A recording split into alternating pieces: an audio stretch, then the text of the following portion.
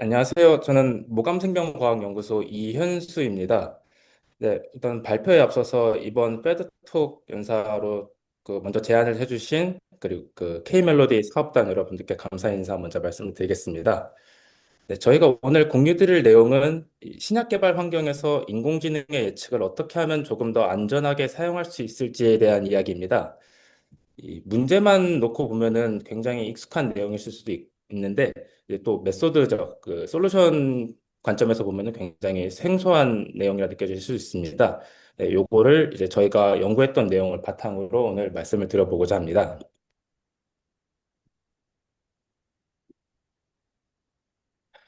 네, 저희 연구는 이번 작년 누립스 2025 워크숍인 Reliable Machine Learning from Unreliable Data에서 포스터로 발표되었습니다. 이 워크숍의 핵심 질문은 아주 직관적입니다. 데이터가 신뢰하기 어려운 상황에서도 이제 어떻게 하면 머신러닝을 믿고 사용할 수 있을까라는 질문입니다. 여기서 저희는 이 질문을 두 가지 서로 다른 질문으로 생각을 해봤습니다. 신약 개발 현장을 생각을 해보면은 인공지능은 보통 공개 데이터로 먼저 학습을 하고 그 결과를 실제 실험실에서 만든 새로운 화합물에 적용을 하게 됩니다. 이때 실험자는 이 예측을 믿고 실험을 진행을 해도 될까와 그다음에 지금 데이터가 예전과 너무 다른 건 아닐까라는 두 가지 고민을 동시에 하게 됩니다. 오늘 발표에서는 이 두 가지 문제를 어떻게 함께 다룰 수 있는지를 말씀을 드리고자 합니다. 네, 신약 개발은 아마 여러분들께서 더 잘 아시겠지만 비용은 계속 증가를 하고 개발 기간은 길고 실패율도 매우 높습니다. 그래서 최근에 이제 인공지능을 활용을 해서 실험을 줄이고 효율을 높이려는 시도가 활발합니다. 다만 여기서 한 가지 중요한 질문이 남습니다. AI가 예측을 잘하는 것과 그 예측을 믿고 실제로 실험을 설계하는 것은 과연 같은 문제인지 저희가 한번 고민을 해봐야 됩니다. 대부분의 인공지능 모델은 이제 평균적으로 꽤 잘 맞춥니다. 이런 의미에서는 똑똑한 AI라고 말씀드릴 수가 있는데요. 하지만 실험실 입장에서 중요한 것은 이 예측이 틀릴 가능성이 얼마나 되는지, 그리고 그 위험을 감수하고 실험을 진행해도 되는지입니다. 즉, 신약 개발 현장에서의 문제는 이 인공지능이 얼마나 똑똑한가도 물론 중요하지만 그 예측을 얼마나 믿고 의사결정을 할 수 있는가, 다시 말해서 믿을 수 있는 AI인가라는 문제를 생각을 했습니다. 이런 신뢰성에 대한 고민은 저희 연구자들만의 고민은 아닙니다. 이 AI를 실제 의사결정에 쓰기 시작하면서 이제는 단순히 예측이 잘 맞는다라는 것만으로는 충분하지 않다는 인식이 점점 커지고 있습니다. 최근 다음과 같이 FDA에서도 AI 기반 모델을 규제 의사결정에 활용하려면은 예측값뿐만 아니라 그 예측이 얼마나 불확실한지 그리고 얼마나 믿을 수 있는지까지 함께 제시할 것을 명확하게 요구하고 있습니다. 다시 말해 AI의 신뢰성은 선택적으로 보여주면 되는 요소가 아니라 AI를 실제로 사용하기 위해 반드시 넘어야 하는 조건이 되고 있습니다. 저희 연구는 바로 이러한 변화된 요구사항에 어떻게 답을 할 수 있을지 고민을 하면서 시작을 했습니다. 앞에서 말씀드린 FDA 가이드라인에서 말하는 신뢰도와 불확실성 정량화가 구체적으로 어떤 의미인지 이 그림을 보면서 먼저 생각을 해보겠습니다. 왼쪽 그림을 보시면 단순히 최적 용량이라고 하는 것은 150mg입니다. 라고 말하는 경우와 최적 용량은 150mg이고 실제 최종 용량은 이 120에서 180 사이에 있을 가능성이 90%입니다. 라고 말하는 경우가 나란히 놓여 있습니다. 두 예측 모두 중앙값은 150mg으로 같지만은 의사결정 관점에서는 전혀 다른 정보를 줍니다. 앞의 경우에는 실험을 얼마나 공격적으로 해도 되는지, 어디까지는 안전하다고 봐도 되는지에 대한 힌트를 제공하지 않습니다. 반면 뒤의 경우에는 이 정도 범위까지는 감안하고 판단해보자 라는 기준을 함께 제공합니다.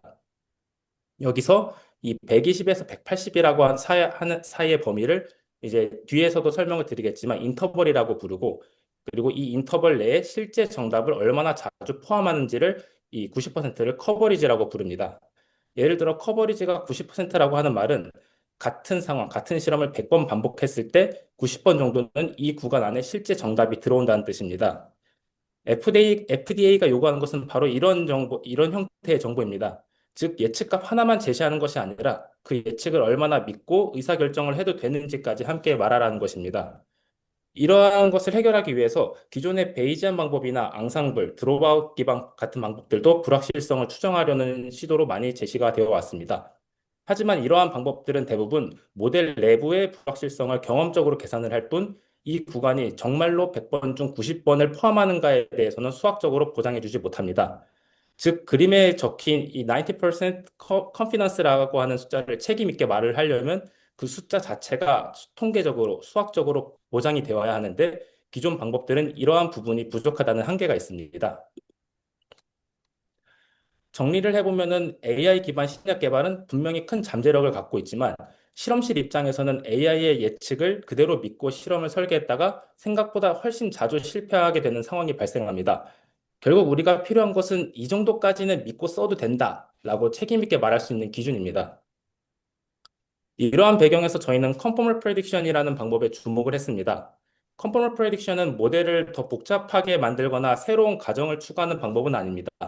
대신 이 기법은 이 모델이 과거에 얼마나 자주 그리고 얼마나 크게 틀렸는지를 먼저 살펴보고 그러한 경험을 바탕으로 앞으로 예측을 얼마나 조심스럽게 써야 할지를 정해주는 방법입니다. 조금 쉽게 말씀드리자면은 예전에는 이 정도까지는 틀렸으니까 앞으로 이 정도는 감안을 해보고 판단하자라는 하나의 안전장치를 덧붙이는 과정이라고 보시면 됩니다. 이제 컨포멀 프레딕션이 실제로 어떻게 동작하는지를 이 그림을 보면서 설명을 드리겠습니다. 먼저 가장 왼쪽을 보시면은 트레인 데이터와 그 테스트 데이터가 서로 섞여 있는 모습입니다. 우리가 모델을 학습하거나 평가할 때 쓰는 데이터와 실제로 예측을 하고 싶은 데이터가 같은 환경에서 나왔다고 가정한다는 뜻입니다. 그 다음 단계에는 이 데이터를 두 부분으로 나눕니다. 하나는 모델을 학습하는 데 쓰고 하나는 이제 이 모델이 얼마나 자주 그리고 또 얼마나 크게 틀릴 것인가라고 하는 그 하나의 평가, 확인하는 데 사용을 합니다. 이때 각 데이터 포인트마다 예측이 실제 값과 얼마나 달랐는지를 숫자로 기록을 해두는데 이게 바로 이제 모델의 과거 실수를 모아놓은 값이라고 생각을 하시면 됩니다. 그 다음으로 우리는 이 모델의 과거 실수들을 전부 모아보고 그 중에서 앞으로는 이 정도까지는 틀려도 되겠다, 틀릴 수 있겠다고 허용하는 어떤 하나의 수준을 정합니다. 다시 말해, 앞으로 예측에서는 이 정도 여유는 우리가 감안을 하고 판단하겠다고 미리 선을 정해놓는 과정입니다. 마지막 그림을 보시면은 각 테스트 데이터 포인트를 중심으로다가 점선원이 그려져 있습니다. 이 점선원의 크기가 바로 이 모델이 이 정도까지는 틀릴 수 있다. 로 이제 스스로 인정하는 범위, 즉 모델의 uncertainty, 불확실성이라고 보시면 됩니다. 그리고 이 원 안에 이전에 설정한 어떤 최대 수준만큼의 테스트 데이터들이 들어오도록 그 크기를 정했다는 점에서 이 예측 구간은 통계적으로 보장되게 설정된 것이라고 할 수 있습니다. 이런 방식으로 컨포멀 프레딕션은 모델의 구조나 어떤 어썸션에 의존하지 않고도 예측을 얼마나 믿고 써도 되는지를 명확한 기준으로 제시를 해줍니다.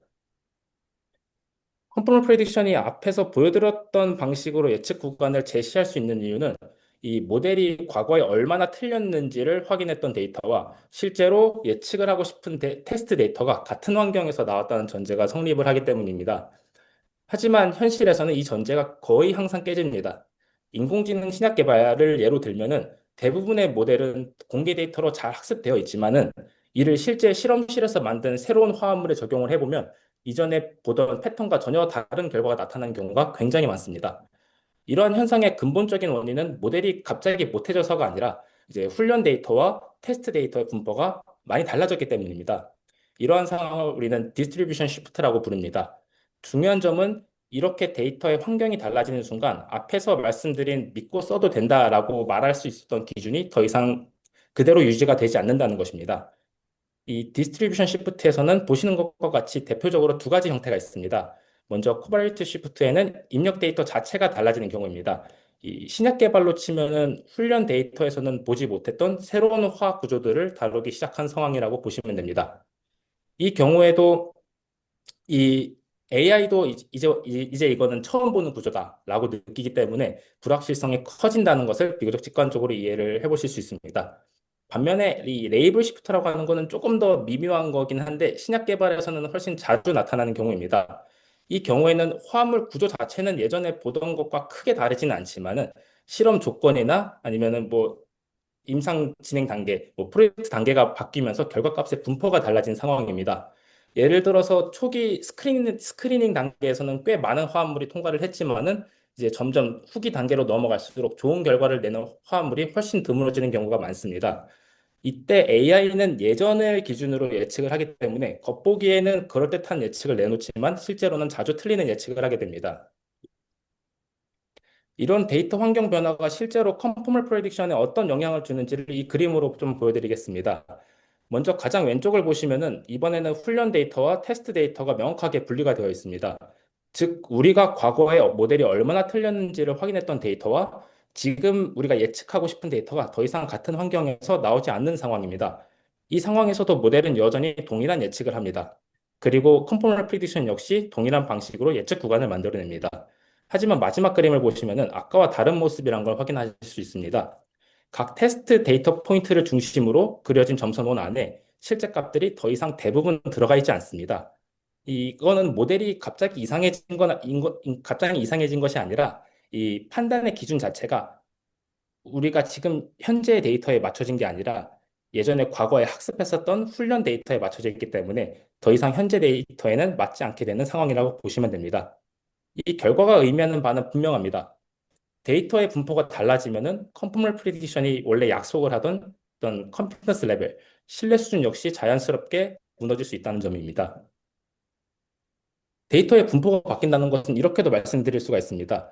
먼저 왼쪽을 보시면은 이 칼리브레이션 데이터의 분포와 테스트 데이터의 분포가 거의 완전히 겹쳐져 있습니다.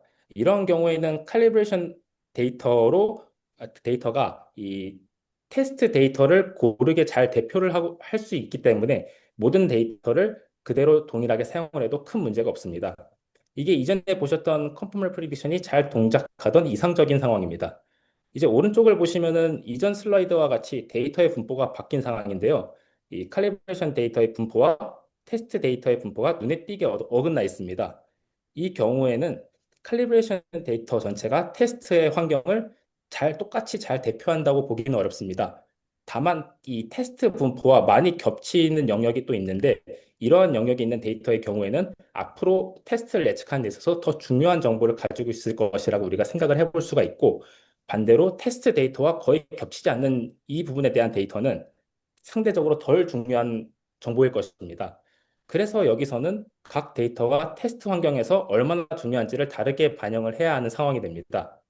이렇게 각 데이터의 기여도를 조정하는 것이 바로 임포턴스 웨이트의 핵심 아이디어입니다. 즉, 우리가 고민을 해봐야 되는 일은 과거의 데이터를 현재 데이터의 환경에 맞게 얼마나 조정해서 쓸 것인가를 정하는 일입니다. 예를 들어 모델을 학습을 할 때에는 비교적 단순한 화합물들을 많이 봤는데 실제로 적용을 할 때에는 분자량이 더 크거나 구조가 더 복잡한 화합물들을 다루게 되는 경우를 생각을 해볼 수 있습니다. 이런 경우에는 훈련 데이터에서 자주 보던 화합물과 실제 테스트 환경에서 자주 등장하는 화합물의 차이가 생기게 됩니다. 이제 이때 사용되는 핵심 아이디어가 어떤 입력 데이터가 테스트 환경에서 얼마나 자주 등장할지를 이 훈련 데이터를 기준으로 다시 조정해주는 가중치입니다. 이 직관적으로 말하면은 실제 테스트 환경에서 자주 보일 것 같은 화합물 구조는 앞으로의 예측에서 더 중요하게 반영을 하고 그렇지 않은 경우는 상대적으로 덜 반영하자는 생각입니다. 그리고 이 얼마나 조정해야 되는가라고 하는 아이디어는 사실 완전히 새로운 개념은 아닙니다. 기존 컨포멀 프리디션의 연구에서는 이 인풋 피처의 분포가 변하는 경우, 즉 코바레이트 시프트 상황을 많이 다뤄왔습니다. 하지만 여기서 중요한 점은 이 모든 어프로치들이 화합물의 구조나 아니면 특성, 즉 입력 자체가 바뀌는 경우에만 초점을 맞추고 있다는 점입니다. 자, 그러면 이제 입력이 아니라 출력 레이블의 분포가 바뀌는 경우를 생각해 보겠습니다. 논리적으로 보면은 코바레이트 시프트에서 px분의 qx를 썼던 것처럼 레이블 시프트에서는 py분의 qy를 계산을 하면 될 것처럼 보입니다. 하지만 여기서 문제가 생기는데 우리가 이제 예측하려고 하는 데이터는 그러니까 즉 테스트 데이터의 레이블 y는 우리가 관측을 할 수 없다는 점입니다. 그래서 레이블 시프트 같은 경우에는 코바레이트 시프트보다 훨씬 다루기 어려운 문제입니다. 다만 클래시피케이션 문제에서는 예외적인 상황이 있습니다. 이 레이블이 이산적이기 때문에 이 트레이닝 데이터에서는 각 클래스의 비율을 직접 계산할 수가 있고요. 반면에 이 테스트 데이터에서도 비록 실제 값은 볼 수 없지만은 훈련된 모델에서 나온 예측값을 통해서 클래스의 비율을 비슷하게나마 추정을 할 수가 있습니다. 이, 이 두 수식이 바로 이제 클래스 비율을 계산하는 가장 기본적인 형태라고 봐주시면 되는데, 이러한 점 때문에 기존의 레이블 시프트 관련된 연구들은 대부분 분류 문제에 집중이 되어 왔습니다.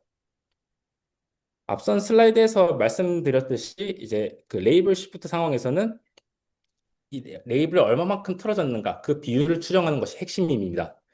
분류 문제에서는 이 레이블 비율을 추정하기 위한 여러 방법들이 이미 제안이 되어 왔는데요. 여기 세 가지 대표적인 방법을 소개를 해드리고자 합니다.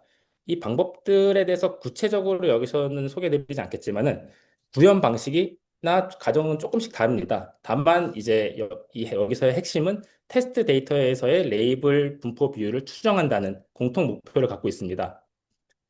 맨 처음에 BBSE 같은 경우는 가장 기본적인 어프로치로 어떤 선형 관계를 이용해서 레이블 비율을 추정을 하고, 그 다음에 RLLS라고 하는 메소드는 이 BBSE라는 것에 어떤 하나의 정교화를 추가해서 추정을 조금 더 안정적으로 만드는 그런 메소드입니다. 다음으로 ML이라고 하는 것은 이 모델이 예측한 어떤 확률 분포 전체를 이용을 해서 레이블의 비율을 확률적으로 추정하는 방식이라고 이해해 주시면 되겠습니다. 저희가 뭐 어떻게 보면은 MLE가 가장 좀 잘 나온다고 좀 널리 알려져 있는데, 저희는 이 세 가지 방법을 모두 사용을 해봤습니다. 이렇게 모든 방법을 다 고려를 한 이유는 어떤 한 방법이 항상 최선의 방법이라고 가정하기보다는 서로 다른 방식의 추정이 이 컨포멀 프리딕션의 보정 단계에서 어떤 영향을 주는지를 함께 보고 싶었기 때문이라고 이해해 주시면 좋겠습니다. 이처럼 레이블 시프트를 다루는 방법들은 존재를 하고, 특히 분류 문제에서는 비교적 잘 정리가 되어 있습니다. 하지만 문제는 이 방법들이 거의 모두 분류 문제에만 국한되었다는 점입니다. 이 신약 개발 도메인을 생각을 해보면은 우리가 실제로 다루는 대부분의 문제들은 분류 문제가 아니라 회귀 문제입니다. 뭐 예를 들어서 이세부 분들께서 정리를 해주신 ADMET 데이터 표준화 그 포맷만 보더라도 뭐 solubility, permeability, 뭐 penetration, stability 등 대부분의 값들이 연속적인 수치로 제공이 되고 있습니다. 즉, 이 실제 신약 개발에서 우리가 가장 자주 마주치는 문제는 어떤 클래스에 속하느냐를 맞히는 문제가 아니라 이러한 연속적인 값을 얼마나 정확하고 신뢰할 수 있게 예측을 하느냐의 문제입니다. 하지만 이런 연속적인 값을 예측하는 상황에서는 이 레이블 시프트가 발생을 했을 때 이를 어떻게 다뤄야 하는지에 대한 방법이 거의 정리가 되어 있지 않습니다. 특히 이 컨포멀 프리디션의 신뢰도를 이런 환경에서 어떻게 보정할 것인가에 대한 논의는 더욱 부족한 상황입니다. 그래서 저희 연구의 핵심 메시지는 하나로 정리를 할 수가 있습니다. 이 연속적인 레이블 분포가 바뀌는 상황에서도 예측을 믿고 사용할 수 있는 기준을 다시 만들자는 것입니다. 이를 위해 저희는 이 Continuous Label Shift라고 하는 신뢰할 수 없는 데이터 환경에서 기존 Conformal Prediction을 그대로 쓰는 대신 데이터의 기여도를 조정하는 Varied Conformal Prediction을 사용을 했습니다. 여기서 첫 번째 핵심은 레이블 분포가 달라졌다는 상황을 고려해서 칼리브레이션 단계에서 모든 데이터를 똑같이 쓰지 않는다는 점입니다. 즉, 테스트 환경을 더 잘 대표하는 데이터에는 더 큰 영향을 주고, 그렇지 않은 데이터에는 더 작은 영향을 주도록 조정을 합니다. 두 번째 핵심은 이제 연속적인 레이블 분포라는 복잡한 문제를 그대로 다루지 않고 여러 구간으로 나누어서 이제 보다 다루기 쉬운 형태로 바꾼다는 점입니다. 비닝을 통해서 어떤 그 컨티뉴어스 레이블 문제를 디스크리트 레이블 문제로 단순화했다고 봐주시면 되겠습니다. 그리고 저희는 이 두 가지를 결합을 함으로써 기존에는 신뢰도를 유지하기 어려웠던 데이터 환경에서도 이런 컨포멀 프레디션의 기준을 다시 세울 수가 있었습니다. 이 그림은 지금까지 말로 설명드린 저희 방법을 한 번에 정리한 전체 흐름이라고 보시면 됩니다. 그동안 사용했던 예측 모델은 그대로 두고 데이터 환경이 달라진 부분만 보정을 해서 이거를 이제 예측을 다시 믿을 수 있게끔 만들자는 것입니다. 먼저 첫 번째 단계는 우리가 평소에 하던 것과 동일합니다. 어떤 회귀 모델이든지 그냥 사용을 해서 기존 데이터로 예측 모델을 학습을 합니다. 이 단계에서는 모델 구조나 어떤 학습 방식에 대해 특별히 바꾸는 부분은 없습니다. 두 번째 단계가 이 방법의 핵심인데요. 그 어떤 연속적인 결과 값을 몇 개의 구간으로 나누고, 그리고 각 구간에서 현재 테스트 환경과 과거 데이터 환경이 얼마나 다른지를 살펴봅니다. 그리고 이 차이를 바탕으로 어떤 데이터가 지금 상황에 더 중요한지를 이러한 방법들을 사용을 해서 계산을 합니다. 이 과정을 통해서 다루기 어려웠던 연속적인 결과 분포 문제를 조금 더 단순한 형태로 바꿔서 생각을 할 수 있게 됩니다. 세 번째 단계에서는 기존 컨포멀 프레딕션과 마찬가지로 모델이 과거에 얼마나 틀렸는지를 계산합니다. 즉, 예측이 실제 값과 얼마나 차이가 있었는지를 하나의 기준으로 정리를 하는 과정입니다. 마지막으로 이 과거의 오차 정보에 앞에서 계산한 이 중요도를 함께 반영을 해서 앞으로의 예측에서는 어느 정도까지 여유를 두고 판단할지를 결정을 합니다. 이렇게 하면은 레이블 분포가 달라진 상황에서도 예측 구간이 다시 실제 정답을 포함하도록 기준을 맞출 수가 있고, 결과적으로 예측을 믿고 사용할 수 있는 상태를 회복을 할 수가 있습니다. 이제부터는 저희가 제안한 방법이 이제 실제로 잘 작동하는지를 보여드릴 텐데요. 실험에서는 레이블 분포가 달라지는 상황에서 예측의 신뢰도가 어떻게 변하는지를 확인하는 데 초점을 맞췄습니다. 이를 위해 이제 공개된 ADMET 데이터 중 하나인 AccuSolDB Solvability 데이터셋을 사용했습니다. 여기서 데이터를 분할을 할 때 훈련 데이터와 테스트 데이터가 우연히 비슷해지는 일이 없도록 의도적으로 두 데이터의 분포를 다르게 구성을 했습니다. 즉, 실제 신약 개발 환경처럼 과거 데이터로 학습한 모델을 더 어려운 데이터에 적용하는 상황을 만들어 주었습니다. 이렇게 준비한 실험 환경에서 이 스탠다드 컨포멀 프레딕션과 저희의 방법을 비교를 하면서 레이블 시프트가 있을 때 예측을 얼마나 믿을 수 있는지를 중점적으로 살펴보았습니다. 예측 모델로는 저희 연구소에서 사전 학습한 스마일스 기반 리그레션 모델을 사용을 했습니다.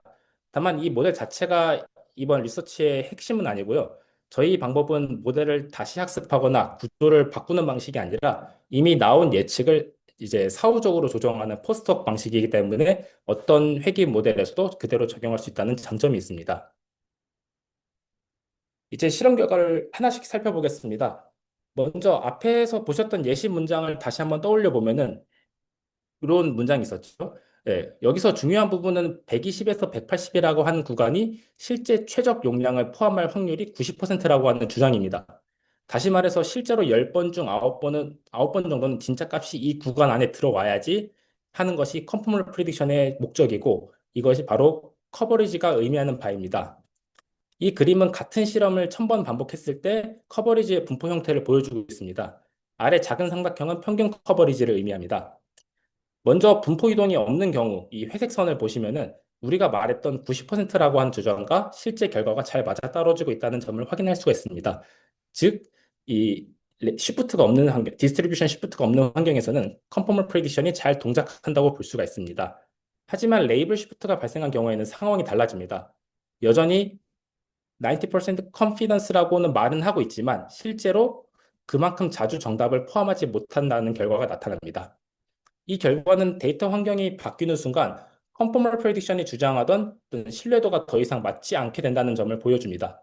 그리고 이것이 바로 레이블 시프트가 컨포멀 프레딕션에 주는 가장 큰 영향이라고 볼 수가 있습니다. 그리고 이 스탠다드 그 다음 내용은 이제 저희의 메소드를 적용한 내용인데요. 그 표준 컨포멀 프레딕션과 비교를 해보면은 이 임포턴스 웨이트를 적용한 경우 이 커버리지 분포 전체가 다시 오른쪽으로 이동하는 것을 볼 수 있습니다. 즉 예측 구간이 실제 값을 포함하는 빈도가 다시 증가하게 됩니다. 특히 아래 표시된 평균 값을 보시면은 우리가 원래 목표했던 90% 수준 근처로 커버리지가 다시 맞춰지고 있는 점을 확인하실 수가 있습니다. 이 말로 했던 신뢰 수준이 실제 결과로도 다시 나타나는 상황이라고 봐주시면 되는데요. 여기서 포인트는 레이블의 분포 차이를 추정하는 방식이 서로 다름에도 불구하고 세 가지 방법 모두 일관되게 커버리지 회복 효과를 보였다는 것입니다.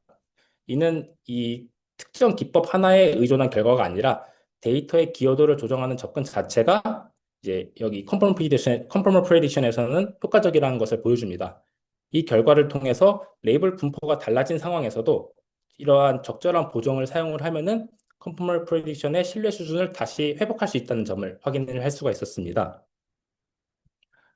다만 커버리지를 회복하는 대신 예측 구간의 길이는 늘어난 결과를 보였습니다. 흔히들 말하는 트레이드 오프 관계인데요. 아무래도 조금 더 안전하게 판단을 하기 위해 더 보수적으로 예측을 했다라고 보시면 됩니다. 이전에는 이만큼 좁은 구간으로 것도 괜찮다고 판단을 했지만은 데이터 환경이 달라지는 상황에서는 그만큼 더 여유를 두는 것이 더 안전하다고 판단을 한 것입니다.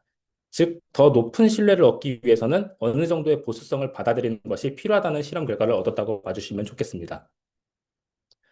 그 다음으로 저희 방법에서 한 가지 더 짚고 넘어가야 될 점은 이제 비닝의 영향입니다. 직관적으로 생각하면은 빈을 조금 더 촘촘하게 나눌수록 연속적인 레이블의 분포를 더 잘 표현할 수 있을 것처럼 보입니다. 하지만 세 방법 모두 실험 결과를 보면은 빈의 개수가 늘어날수록 커버리지가 오히려 감소하는 경향을 확인할 수가 있었습니다. 아무래도 빈을 너무 세분화를 하게 되면은 각 빈에 속하는 데이터의 개수가 줄어들게 되고 그 결과 이 레이블의 비율을 안정적으로 추정하기가 어려워진다고 지금은 판단을 하고 있습니다. 즉, 분포를 더 정교하게 보려다가 오히려 노이즈에 더 민감해지는 상황이 발생하게 되는 것입니다. 결국 이 비닝이라고 하는 전략은 정확도를 최대한으로 높이기 위한 도구라기보다는 어떤 복잡한 컨티뉴어스 레이블 쉬프트의 문제를 안정적으로 다루기 위한 하나의 타협점에 가깝다고 볼 수 있습니다.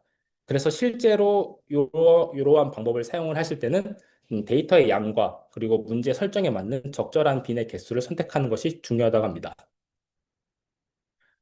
그리고 다음으로 저희 방법의 어떤 리미테이션과 앞으로 확장해 나가고 있는 방향에 대해서도 간단하게 말씀드리고자 합니다.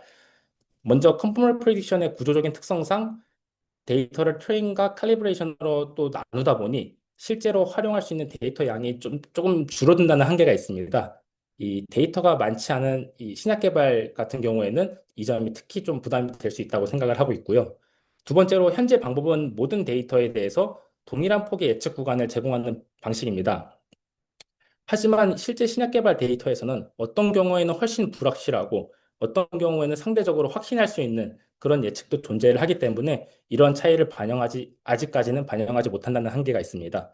세 번째로 이제 그 신약 개발 데이터는 화학 구조, 그리고 실험 조건, 프로젝트 단계 등 여러 요인이 복합적으로 얽혀 있어가지고 이 분포 자체가 굉장히 복잡합니다. 이러한 복잡성은 이 레이블 시프트라고 하는 하나로 레이블 시프트라고만 정의를 할 수는 없고 더 미묘하고 더 어려운 문제로 만들 수가 있게 됩니다. 마지막으로 저희는 현재 그 언어 모델과 그래프 모델의 앙상블 모델을 개발 중인데 이 경우 하나의 예측값이 아니라 여러 예측값이 동시에 나오게 됩니다. 이렇게 되면 컨포멀 프리딕션을 적용하기 위해서 이 여러 값을 하나의 기준으로 요약하는 문제가 또 새로 생기게 됩니다. 현재 저희는 이러한 문제점들을 인식을 하고 있고, 이것들을 하나씩 해결하게 나가기 위한 좀 그 다음 후속 연구를 내부적으로 진행 중에 있습니다. 이제 오늘 말씀드린 내용을 간단하게 정리를 하면은 그 신약 개발 환경에서는 데이터의 분포가 계속 바뀌고 특히 결과값의 분포가 달라지는 레이블 쉬프트 상황에서는 기존의 예측을 더 이상 믿을 수 있게 만들어 주지 못하는 문제가 발생합니다. 저희는 이러한 상황에서 연속적인 결과를 조금 더 단순화하고 그리고 데이터의 기여도를 다르게 반영하는 방식으로 원래 깨졌던 그 커버리지를 다시 회복할 수 있음을 보여드렸습니다. 이번에 소개드린 방법은 새로운 모델을 만들거나 다시 학습하는 방식이 아니라 이미 사용하고 있는 예측 모델 위에 그대로 얹어서 적용할 수 있는 접근입니다. 그래서 앞으로 신약 개발 현장에서는 이 인공지능 예측을 실제 의사결정에 활용할 때 최소한 이 정도는 믿고 써도 된다는 기준을 마련하는 하나의 출발점이 될 수 있다고 생각합니다. 마지막으로 관련 연구 흐름을 간단히 정리하면서 마무리하도록 하겠습니다. 보시는 것처럼 디스트리뷰션 시프트 환경에서 이 컨포멀 프레딕션을 다루는 연구는 최근 몇 년간 꾸준히 늘어나고 있습니다. 이 자체만 보더라도 예측의 신뢰성을 어떻게 유지할 것인가가 점점 더 우리에게 중요한 문제로 인식되고 있다는 것을 알 수 있습니다. 다만 지금까지의 연구들을 보면은 주로 입력 분포가 달라지는 커버리지 시프트나 보다 일반적인 분포 이동을 중심으로 논의가 되어 왔고 연속적인 결과값을 갖는 회귀 문제, 특히 실제 응용 도메인을 함께 고려한 사례는 상대적으로 많지 않은 편입니다. 이번 연구는 이런 기존 연구 흐름 위에서 이제 컨티뉴어스 레이블 쉬프트라고 하는 문제를 인공지능 시작 개발이라는 현실적인 맥락으로 가져와 가지고 한번 살펴보는 시도라고 봐주시면 좋을 것 같습니다. 네, 이제 이상으로 발표를 마치도록 하겠고요. 지금까지 경청해 주셔서 감사합니다.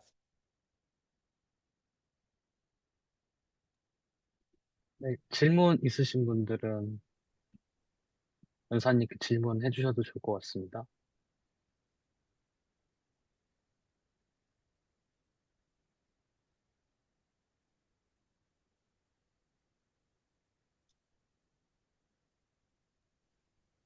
안녕하세요. 한미학부 한국경제 윤계현입니다. 먼저 발표 잘 들었고요. 제가 이해한 바가 일단 맞는지 한번 확인자 여쭤보고자 질문을 드리고, 그다음에 이제 질문을 드리도록 하겠습니다.